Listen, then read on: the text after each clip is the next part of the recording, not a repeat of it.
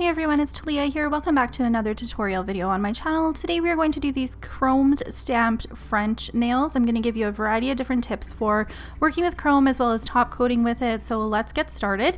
Now my nails are all prepped, and if you have any questions on how I do this, just check back to my previous tutorial. This was a new French tip stamping plate that I really wanted to try out. Now my customer, she wanted at least one set to be like a bright neon type of color. So these are the shades that I picked for her. They are some really great like bright shades. I feel like they're actually getting a little muted with how my camera picked up the colors, but this one here is called KiKi's Car, and it is such a cool chartreuse color. And what I like most about it is that it is a creamy chartreuse color, so it applies really nicely. You do need 2 thin coats down of it though, but it is a great color, and it looks a little bit more green in person. I feel like it's showing up a little bit more yellow here. The next color here that I have picked, this is called Pretentious Pink, but as you can see, it is definitely like a bright purple color. It is the most neon purple gel polish that I can probably find in my collection. And then this one here is a really fun color. It's called Where's the Party, and again, it's getting a little muted in my camera. It is a bright neon pink. Both the Pretentious Pink and the Where's the Party color need 2 thin coats for sure. This color here though is a fantastic teal one. It's number 101 Teal Sorbet, and I really only need 1 coat with that one down. It applies so nice.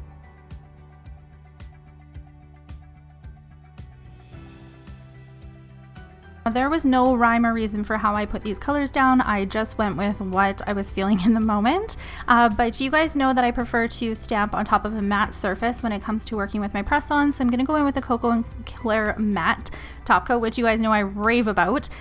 Because I know I'm working with chrome here, I do not want to work with chrome on top of any tacky surface, because when it comes to stamping with the chrome, it's going to pull all over the whole entire nail. So the reason that I like working with the Koko and Claire one is because it does not have a tacky layer after I have cured it. It is completely matte, but it is not a velvety matte, which works a little bit better for chrome stamping, because some of the velvet mattes that I have tried out there, they again pull the chrome to areas that I don't want it to be on. So I'm going to get this down and then cure it.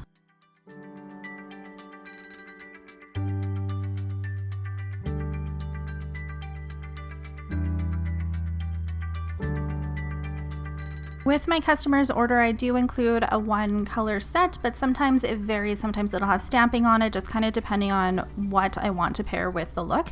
So in this situation, I wanted to send her a set of the chartreuse green type of shade, but I definitely wanted to add something a little bit different on top of it. So I'm going to get my 2 layers down.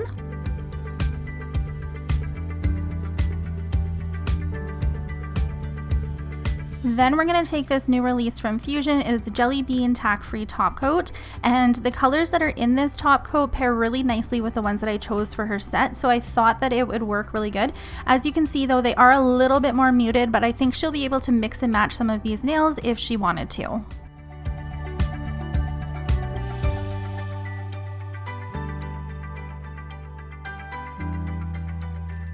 When I apply these glittery top coats, I tend to go down with a thicker coat, and then here you can see I'm kind of working it all out.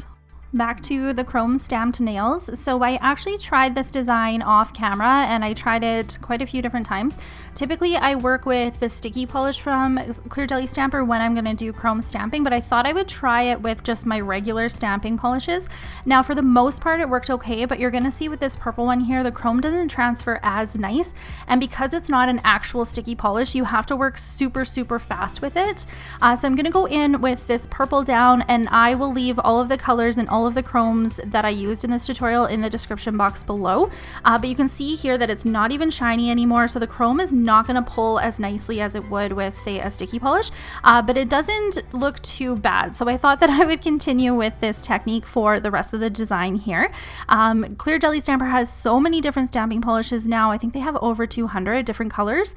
So finding ones that match the Koko and Claire gel polishes is actually like pretty easy nowadays. So again, just check the description box if you're looking to match the certain shades that I used in this color. So on this pink nail here, you can see that the chartreuse color that I picked got completely muted with the design, and you can see again that the chrome is not pulling very nicely. So what I did is I actually just went in with another coat right on top of it, so the exact same design with the exact same stamping polish colors and this same chrome here, which is not actually a chartreuse like color. It is more of like a yellow stamp, but it seemed to pair nicely with it anyway. But just going down immediately in with a second coat of it really made it pop.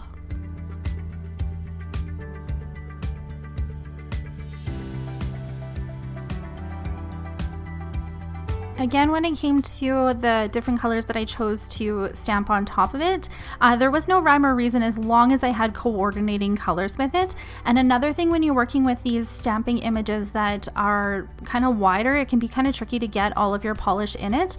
I like to glob on quite a bit of polish, and then I do a couple of swipes with my scraper.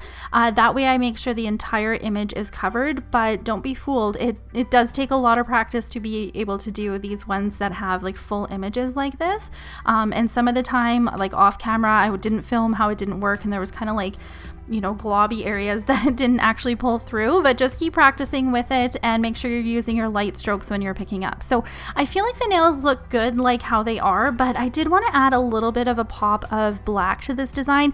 Plus you can see some of the tip images are a little slanted, and so if I chose to cover it up with a stamp, it's going to kind of camouflage that a little bit. So I went in with a couple different stamping options, which you can see here, and I wasn't happy with like the floral one. I went in and tried this kind of like liney looking one. Again, I didn't really like that until I settled onto this swirl one. I swear swirls never let me down if I'm confused as to what to put down on the nail. And something else I really like about these French plates that Clear Jelly Stamper comes out with is that they have mirror images. So one of the design goes like this way with the swirls, and then if you look on the other side of the plate, it goes this way with the swirls. Now again, no rhyme or reason for me. I mix and match the direction of the swirls. I do not try and make it all look the same because it is way too hard to do that. So instead, as long as I have a black swirl image on top of these French tips, that's all I'm concerned about, and it still ends up looking good.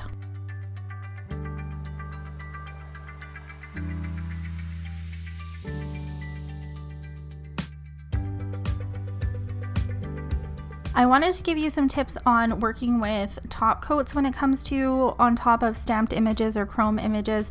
I do find that the top coat does matter as far as it's separating, but a trick that you can use with your existing top coats if you are finding that it's separating over top is use a thicker coat. So you guys saw that I went in with a pretty thick coat here, and then I'm going to work it out. I am also going to, you could see that separation. When I turned it, it was definitely separating on that one side there, but you can also flip your nail upside down here, and that's going to get the top coat to pool where you want it to go. And also, again, here I'm seeing a little bit of separating, so I'm going to go in with my top coat again with a little bit more of a bigger glob, and I'm going to work that over top of it. And if you end up curing it and having some separation, go in again with another top coat on top of it, because now that chrome and that stamping is going to be sealed in a little bit more, so it will be a lot easier to do the top coat on top without it separating. Another tip with working with the chrome is to go in the direction of the chrome versus just, you know, if I was holding the nail here like this and then going down with my top coat, that chrome is going to go all over the pink. So you want to top coat the chrome first or go in the direction of where the chrome is. I hope that makes sense. If you guys have any questions, definitely leave them in the comments section. I'll do my best to get back to them. But working with chrome and stamping can be tricky, especially if you're working on a big, large image like this one of chrome. You're going to get some of that chrome into the creamy color of the nail, but these are just some tips that can help to avoid those issues.